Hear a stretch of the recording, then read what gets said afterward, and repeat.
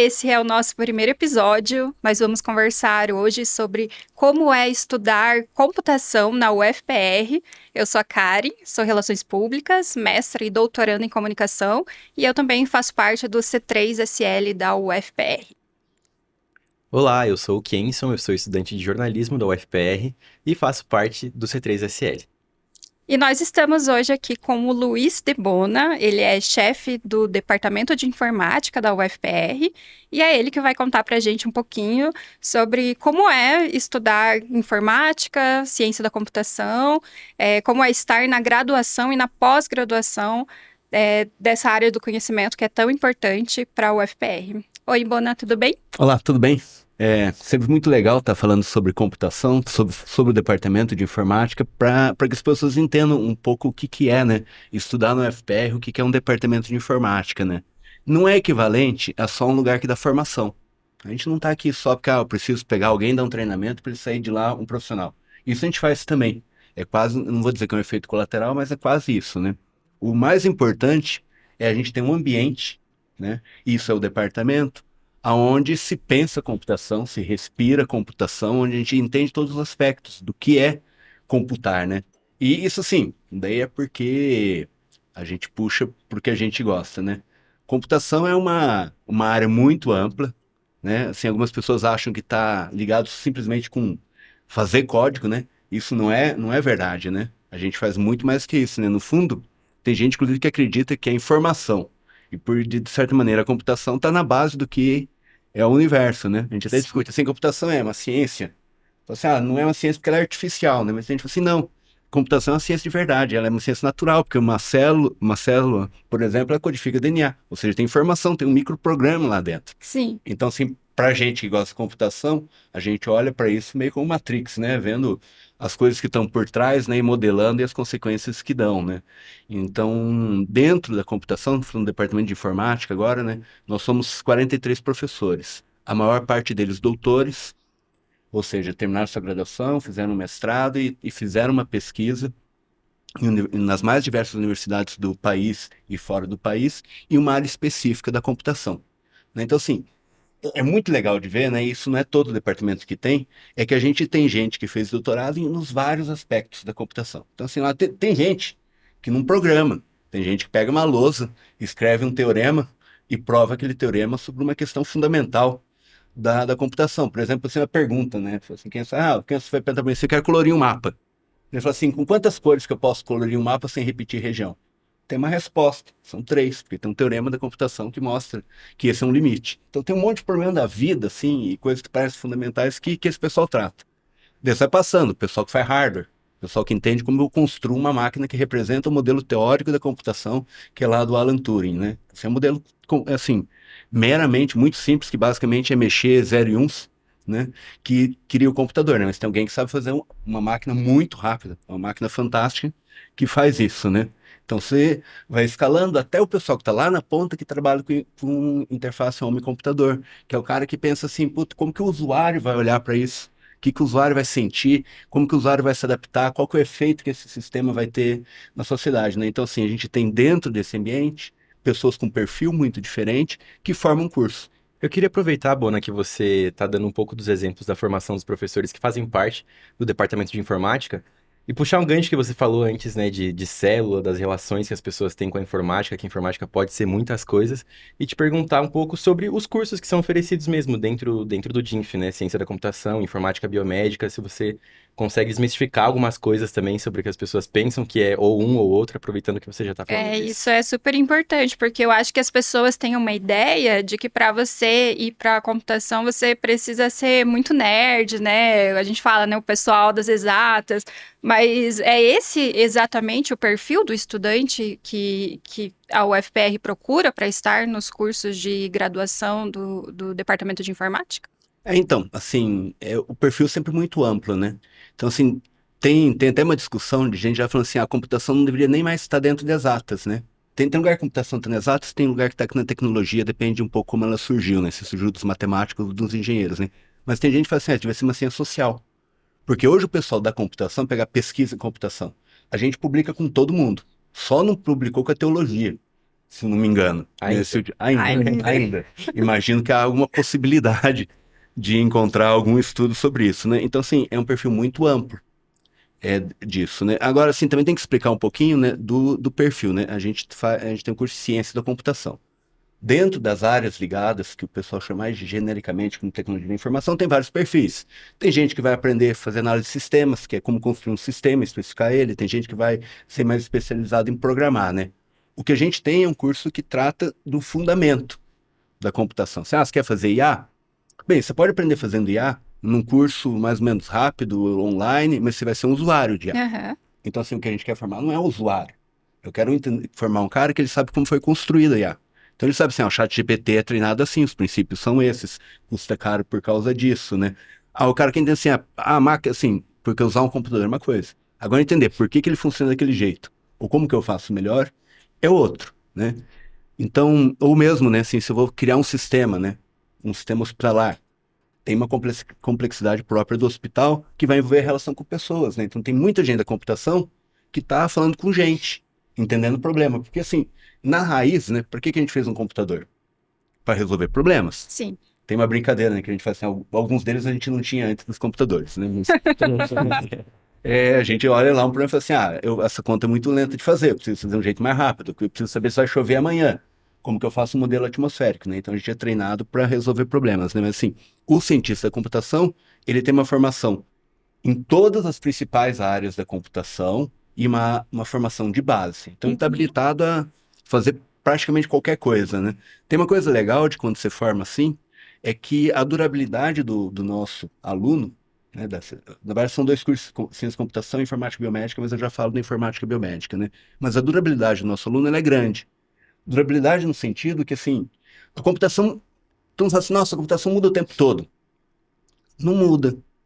Assim, em parte muda. Mas, assim, os princípios da computação são os mesmos da década de 50. Sim. Assim, nada mudou. Só as máquinas são mais rápidas e a gente construiu níveis de abstração e fenômenos emergentes a partir disso. Mas nada é novidade. As redes que formam o ChatGPT estavam lá na cabeça de quando a gente pensou no modelo de computação que se dava para fazer, só que não era possível fazer naquela época porque uma série de limitações teóricas e também de Estruturais, né? estruturais, né, de hardware, né? Então isso foi mudando, né? Então assim, esse é o perfil do cientista de computação. Então tem de tudo. Tem gente que vai ser empresário, tem gente que gosta mesmo, né, de ficar só no código lá, passar madrugada comendo pizza e programando, né? Tem todo o perfil, né? Agora, quando você fala desse papel da computação, dela estar ligado com todas as áreas, né? A gente fala com biólogo, com físico, com químico, com médico, com gente da fisioterapia, né? Conversa com todo esse pessoal, né? A gente foi identificando, e daí faz um pouco a parte de ter um departamento de informática, alguém que pensa na informática não hoje, mas informática para frente, é a ideia que você fala assim, mas o que está faltando, né? Então, assim, a gente percebeu que a saúde digital, né? Ou a medicina digital, ela começou a crescer muito. Tanto na área da biologia, quanto na área da própria medicina. Você pega isso na biologia, né? Processar o genoma é um trabalho gigantesco. Vocês são mais ou menos da época que começa, né? Falar, o genoma vai salvar todo mundo. A hora que a gente foi olhar para o problema, a gente descobriu que apesar de só ser as letrinhas lá, TCG, né? É muito mais complexo que isso, entender as interações das proteínas que se formam. Então, assim, tem problemões ali, que a computação tem grandes problemas ali, dentro da biologia, que precisa computação. Só que daí a gente vai escutar o biólogo, a gente fala assim, putz, eu não consigo entender o problema que ele está me descrevendo, né? E ao mesmo tempo ele não consegue entender quando eu explico o que eu sei fazer. De maneira parecida acontecia com a saúde. Você vai lá no saúde, né? Você pega uma máquina que é um tomógrafo, que ele vai fazer um determinado procedimento e te mostrar uma imagem na tela, né? Processamento de imagem, né? Só que sim, tem a ver com o corpo, né? Tem um coração, tem um pulmão, sei lá, do pedaço que você estiver fazendo. Agora, se esse aluno nunca fez anatomia, e ele é alguém da computação, como que ele sabe o que ele está representando de verdade, né? Então a gente falou assim, então sim seria legal, né? Ter um cara que vai atuar nesses algoritmos que estão nas máquinas embarcadas, né? De diagnóstico. Hoje a gente vai no médico, sai quase pronto o diagnóstico, né? Vai lá, que time faz um monte de exame, né? E daí assim, e ao mesmo tempo os biólogos falam assim, tem um espaço ali. Porque a biologia tem um grande espaço para crescer, como ciência, né? Assim, cresceu muito, deve continuar crescendo muito ainda, especialmente na área de saúde, né? Porque a gente quer viver 100 ou 200, E é 300 nesse anos. contexto que nasce o curso de informática biomédica. Isso, exatamente. Foi essa coisa que a gente identificou a gente descobriu que já tinha um outro curso no Brasil, mas que era mais ligado com a área de saúde, propriamente dita, e menos de computação, que a gente resolveu, né? Pegar um pedaço das vagas da ciência da computação, incluir um conjunto de disciplinas da saúde e da biologia para dar essa formação. E logo de início, assim, porque tem o perfil, né? Mas se eu formo um cara, né, fazendo ciência da computação por 4 anos, ele pensa igual um cientista da computação. Se eu formar alguém fazendo biologia, ele pensa como um biólogo. Então a gente queria formar alguém que tentasse manter a cabeça aberta para esses diferentes desafios e ter esse diálogo, né? Então, por isso que é um curso que no primeiro semestre o cara faz anatomia, né, com cadáver mesmo, etc. E também faz algoritmos, né, no mesmo semestre. Então, assim, eles flutuam nessa área. Então, é uma experiência bastante interessante. É um curso que a gente acha que tem muito futuro, né? Mesmo o pessoal da NVIDIA estava dizendo, né, assim, o futuro é a biologia com computação, né?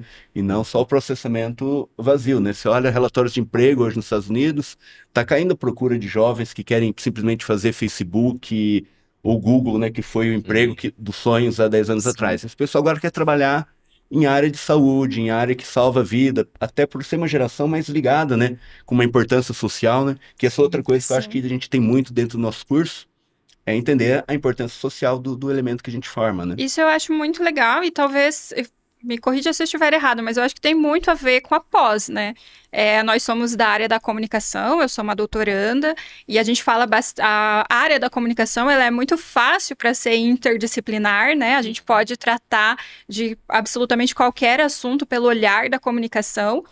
A pós, lá no departamento de informática, ela também consegue ser multidisciplinar, interdisciplinar?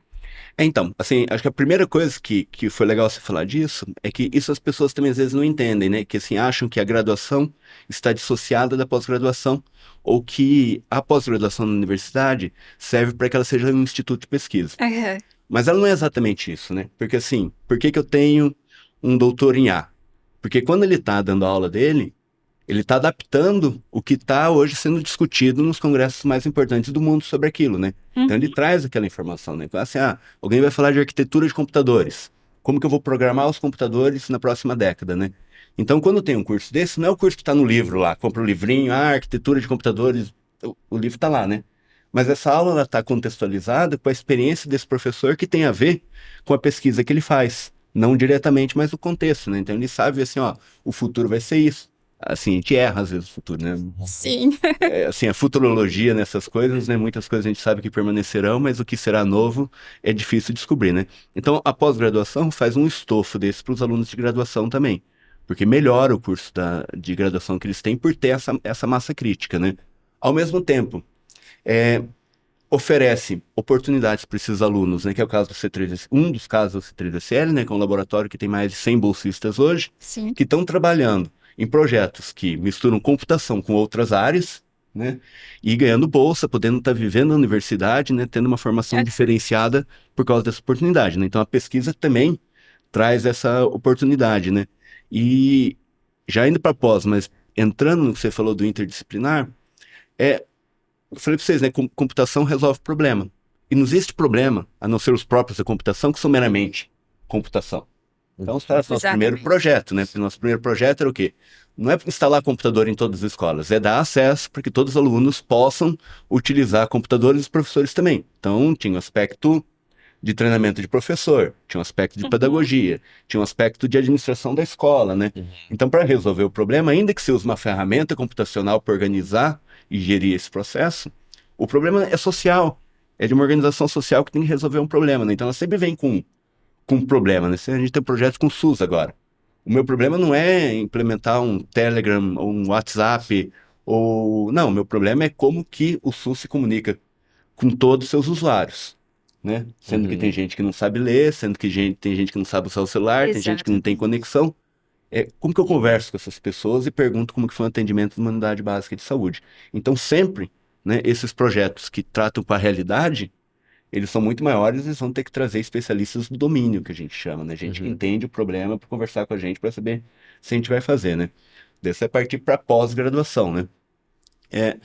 A pós-graduação da computação, ela tem sofrido um fenômeno que se torna mais ampla, justamente por esses casos, né? Então, se no primeiro momento você olha para pós-graduação, é algo muito fechado, assim, você pesquisa algoritmos de ordenação, de não sei o quê. Daí o cara trabalha exatamente com aquilo, né? Mas de repente começou a se perceber que não, né? Assim, você pode estar ali usando ferramental de computação, entendendo como a computação se aplica naquele contexto, né? Mas indo para um nível à frente, né? Tendo que trazer alguém de outra área, né? Por exemplo, ensino de computação. Então tem lá um grupo que tem gente que é professora do estado, professora, pedagoga, que resolveu fazer doutorado na computação. Por quê? Porque sabe dialogar com o aluno. O meu aluno da computação não vai para a sala de aula e ver como que uma turma do ensino básico se comporta com um experimento de computação, sem computador, na verdade, né? A maioria é desplugado, que a gente chama, né? E aproveitar essa questão que você falou sobre escola, e a gente ouvindo, né, você comentando bastante sobre solução de problemas e tudo mais, e justamente sobre o que o DINF, né, o Departamento de Informática da UFPR, pode oferecer aos estudantes no nosso episódio, né, de como é estudar informática na UFPR.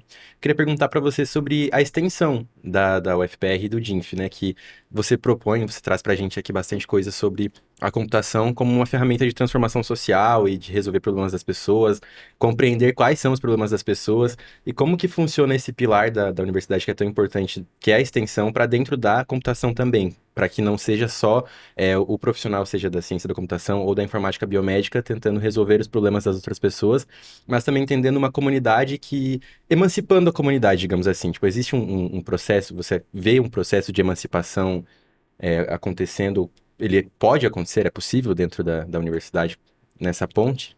Então, assim, é que muito da extensão, ela decorre naturalmente do ensino e dos projetos que a gente faz, né? Então, assim, às vezes é um projeto de pesquisa, mas decorrência do É que a um gente tripé, né? É um tripé. Então, assim, às vezes às vezes a gente tenta separar na universidade essas coisas. Ah, esse é projeto de extensão ou esse projeto é de pesquisa. Mas não necessariamente, né? Assim, eu acho que foi pegar um exemplo fora da computação para a gente entender, né? Quando vai lá, a Federal de Santa Catarina, né, cria um projeto sobre cultivo de ostros, é pesquisa, porque tem que adaptar o bicho, né, àquela temperatura de água, né?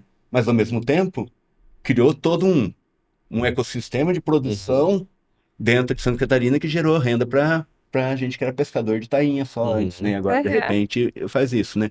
Então, muito do que você produz, né, e do que você gera de resultado tem um impacto para a sociedade, né? Se você pega assim, na época do Covid, né? Na época do Covid a gente fez um painel de Covid que estava aberto para a população inteira, né? Que ajudava a pegar os dados da saúde e tornar público para as pessoas, né? E eu também acredito que a extensão, ela não deve ser considerada apenas fechada, assim, não tá assim, eu fui lá diretamente atender a comunidade, né? Mas você faz diversas coisas, né? Que acabam atendendo, né? Dentro desses projetos, né? A gente já fez projeto de Linux para o Brasil inteiro, né? Então a gente está lá instalando máquina, colocando máquina e monitorando máquina no país inteiro. A gente cuidou de monitorar a antena de GESAC, né? Que é satélite, que estava lá no meio do Amazonas, né? Então você vê, tem uma máquina lá no meio do Amazonas e tem gente usando, né?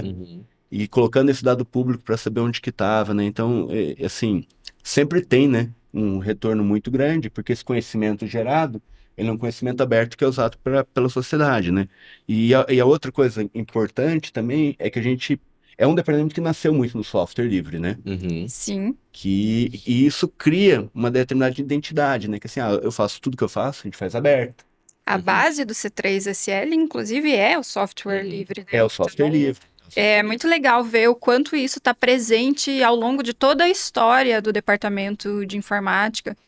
Se vocês não sabem, né, o Departamento de Informática, ele nasce em 1971. Então, é bastante tempo já de atuação. E aí eu quero aproveitar isso para fazer um gancho com o próximo assunto, que é a importância do DINF para não apenas dentro da universidade, né, no contexto universitário, mas a importância do DINF para todo o Brasil. Quando ele nasce, eu imagino, né, eu não sou uma especialista, mas eu imagino que a informática estava ainda engatinhando aqui no nosso país. E já a partir da década de 90, a gente começa a ver o DINF se tornando uma referência no nosso país.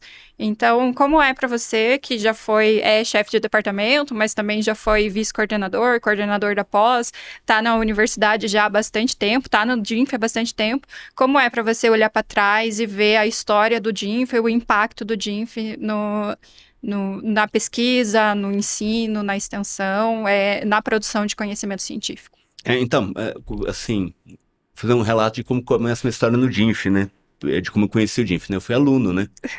Não chamava ciência de computação na informática, na época chamava bacharelado em informática. Sim. Mudou para ciência de computação em 95, né?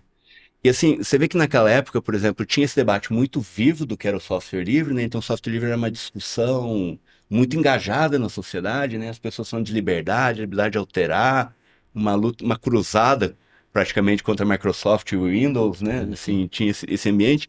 E ao mesmo tempo o nascimento da internet. Sim. Assim, a internet é um exemplo de coisas da computação que nasceu nas universidades, né? Exatamente. Surge nas americanas, né? Tudo bem que é um projeto da ARPANET, um projeto com dinheiro militar, mas surge dentro com software livre e com as universidades escrevendo os sistemas operacionais e implementando a internet lá dentro, né? Daí vem para o Brasil, né? Um dos primeiros lugares que teve internet no Paraná é justamente no departamento de informática, né? Tinha uma linha lá, tipo um fiozinho, era um arame praticamente, né? Era uma linha de comunicação, né? Sei lá, 9.600 bounds, né? Assim, super, tipo, passava uns bits pra lá e pra cá, né? Mas você conseguia ir dar oi pro cara em MIT, né? Você podia fazer isso. Assim, quem tá ligado no MIT? Você dava Talk John. Oi, John. O John assim, oi, né? Então, assim, era um tempo bastante romântico desse da computação, né? E, ao mesmo tempo, a gente estava nessa época que você fala de uma consolidação, né? Porque o DIN fez um grande trabalho. Porque, quando ele é criado, não tem doutor de computação espalhado por aí. E nem tinha cursos de doutorado, como tem hoje, né? E nem nós tínhamos um programa de pós-graduação.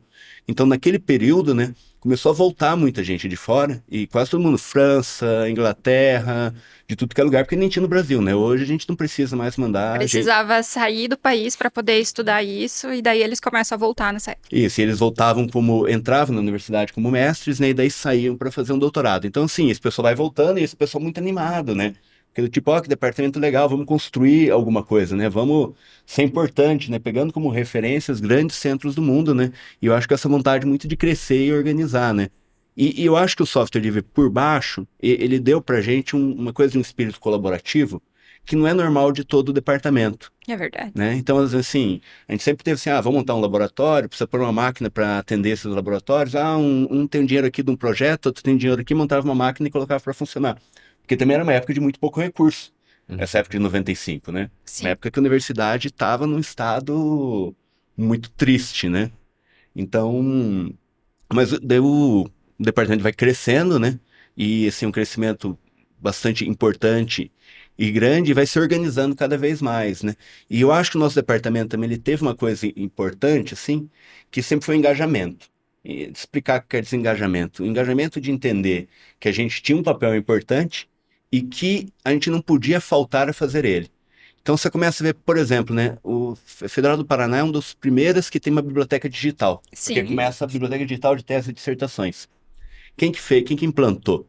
Foi alguém do nosso departamento, o professor Marcos Sunier, que fez uma dissertação de mestrado, que encontrou um determinado software do MIT que podia ser feito para isso. E daí levou isso, mostrou essa solução para a biblioteca, fez um projeto, né, isso há muitos anos, com, né, o embrião, não era o C3SL ainda, mas com o embrião do C3SL, e com a biblioteca, para que tivesse essa biblioteca de teses e dissertações, né, essas coisas continuam, né, a primeira biblioteca de dados científicos, uma das primeiras registradas no Brasil, foi uma iniciativa nossa, né, que é o pesquisador colocar não só a tese e a dissertação, Isso é muito mas legal. colocar os dados, né?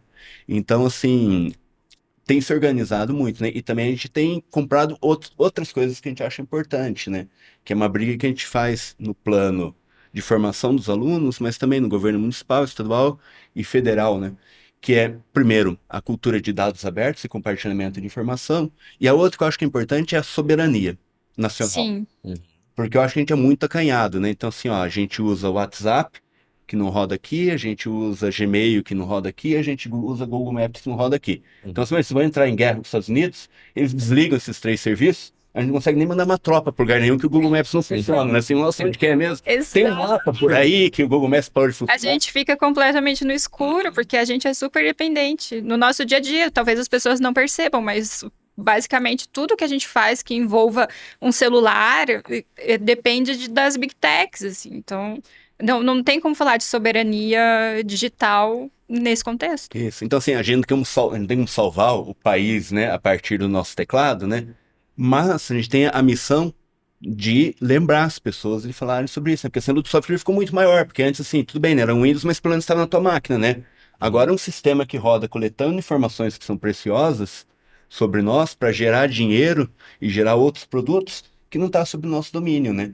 Então, a gente acredita também que como departamento de informática, que é o que representa uma célula de conhecimento dentro de uma universidade pública, né, da porte que é o UFPR, a gente tem o dever de se engajar Exatamente. nessa luta, né, de ter nossas plataformas, de ter a tecnologia no Brasil, de O manter dever as e o pessoas no potencial Brasil. também, né? Tipo, tem todo, como você falou aqui o podcast todo, todas as habilidades que tanto os alunos, os professores, as pesquisas, então, mais que o dever, com certeza o potencial. A gente olha para o DINF e consegue confiar no futuro da informática Exatamente. do Brasil por causa do nosso departamento, né? Exatamente. E tanto que assim, a gente tem certeza que forma muito bem porque a gente forma para fora também, né? Então, assim, muito do Uhum. pessoal que a gente formou hoje trabalha, Facebook, Google, e o que imaginar de novas empresas aí que são os nossos, que estão lá trabalhando ou agora trabalhando remoto aqui, né? Então a gente tem total capacidade de fazer Uhum. isso e tem vezes que a gente saiu até na frente com algumas tecnologias, né? A Uhum. gente foi implementar um servidor de xadrez, usou por baixo para fazer a comunicação, né?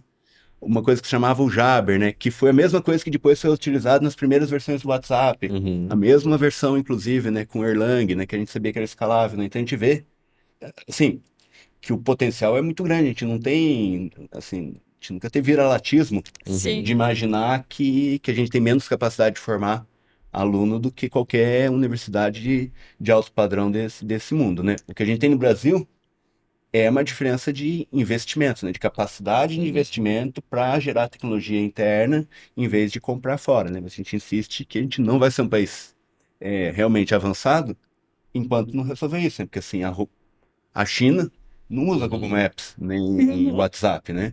A Rússia também não. Então, assim, a gente está sempre nessa discussão de como, usando as universidades, usando as empresas nacionais, a gente pode tentar ter nosso próprio ecossistema. Ai, Uhum. muito legal. Bona, agora para já encaminhando o nosso episódio de hoje para o final, eu gostaria que você falasse com os futuros candidatos a estudar na Universidade Federal do Paraná, que querem fazer um curso de graduação no Departamento de Informática, ou até professores, né, que pensam em trilhar uma carreira aqui na nossa universidade. É, um convite, né? O que você tem para falar sobre o departamento de informática para chamar essas pessoas e elas participarem e fazerem parte da nossa equipe também? Olha, eu não tenho como não dizer que computação é muito legal. E não é só muito legal porque, assim, é um engenho, né? Tem uma brincadeira que diz assim, né? Ah, se eu chegasse para você e falasse que eu esculpi uma pedra e depois falei com essa pedra numa linguagem que nunca ninguém falou e essa pedra me respondeu coisas, você ia dizer que eu sou um bruxo e ia ser queimado. Mas nada mais é isso do que ser computeiro. A gente pega o silício, esculpe um circuito impresso, né? Se esculpe um chip lá dentro, constrói um computador, conversamos com isso numa linguagem de programação e ela responde coisas para nós, né? Então, assim, em parte uma grande bruxaria, né? E ao mesmo tempo uma caixa mágica que pode produzir grandes resultados, né, para melhoria de qualidade de vida das pessoas, né? Então, e com grande engajamento social, né? Então não é só tecnológico, para quem gosta do muito tecnológico é um bom curso, para quem tem um olhar maior, né, no sentido de pensar em coisas mais amplas do que às vezes que fazem ao bit-bit, né? Uhum. Também é um curso muito legal, né? O nosso curso é um curso que forma muito bem. Todo mundo os dois cursos formam muito bem, o pessoal tem tido muito sucesso no que quis fazer depois, né? Eu acho que o DINF tenta ter um ambiente acolhedor, onde respeita o aluno, respeita os colegas, né? Porque também, assim, você pega como C3SL, né? A gente tem 15 pesquisadores trabalhando no mesmo laboratório há 20 anos, sem brigar de verdade. Isso, sim, é uma vitória dentro Eu do acho que ambiente de Com egos, né? certeza. isso é super importante colocar no currículo do DINF, né? Isso, né? Então, assim, obviamente, às vezes barra um pouquinho, né? Mas eu acho que tem uma tentativa de uma cultura de acolhimento, né? A respeito aos alunos, né? De engajamento, Uhum. de entender que o aluno não é um cliente nosso. Assim, se quer contratar alguém para te formar, não é a gente, né? Mas nós somos um parceiro na formação. Uhum. Obviamente tem nota, tem avaliação, né? Mas o principal, eu acho que é uma parceria na formação desse insumo que é tão importante para a sociedade, que são esses alunos, né? Então, eu acho que em ambos os cursos dá para olhar o currículo, conhecer o currículo. Eu acho que é algo muito legal. E fora a vivência que tem, né? Porque tem esses vários projetos de várias áreas diferentes, né? Então o aluno pode ir numa universidade como a Federal, né? Pode se engajar no centro acadêmico, pode se engajar na empresa júnior, pode pegar uma oportunidade de estágio fora, pode pegar uma iniciação científica, pode ficar jogando truco no centro acadêmico, né? Então, assim, tem um monte de... Acho que truco é muito velho, né? Sou professor titular, tô ficando velho, ninguém mais acho que joga ele não. joga, Joga. Na comunicação, pelo menos, Só sim. tem parado já isso, né? Sabe que só de virei professor titular, eu me sinto meio mal, né? Me sinto velho, de repente, empoeirado, né? Ah, gente, tira a bola do professor titular, né? Mas, então, vocês sejam, a todos que estão ouvindo a gente, eu acho que vale a pena considerar a gente, e é um dos cursos mais, um curso a se considerar, e serão todos muito bem-vindos. Espero vê-los. E daí contem para nós quando chegar lá no curso, vi o programa e quis fazer o curso. Daí vai medir a efetividade do nosso. Eu concordo com o Bona. Eu e o Kenson, nós chegamos há pouco tempo no C3SL, mas a gente já gosta muito do C3SL e do DINF, então nós concordamos com o Bona. Sou até suspeita a falar, imparcialidade de jornalismo não existe aqui. É isso, então. Quero te agradecer, Bona. Foi muito legal conversar com você. Eu acho que a sua contribuição é muito importante para que as pessoas conheçam mais sobre o DINF e se interessem pelo que a gente faz também na universidade, não só no departamento, mas em toda a universidade, né? Nós somos estudantes de comunicação, então a gente consegue mostrar para vocês que tudo aqui na universidade pode ser interligado, pode ser interdisciplinar. Então, muito obrigado pela sua participação. Eu que agradeço. Prazer. Valeu. Valeu, gente. Muito obrigada também, Kenson, pela sua companhia hoje. Gostaria de finalizar convidando todos vocês para continuar acompanhando a gente. Vamos ter mais episódios, então fiquem ligados e sigam a gente nas redes sociais. Então é só procurar por C3SL, por dinf.ufpr. E aí vocês encontram a gente e sigam para saber todas as nossas novidades, tá bom? Até mais. Até.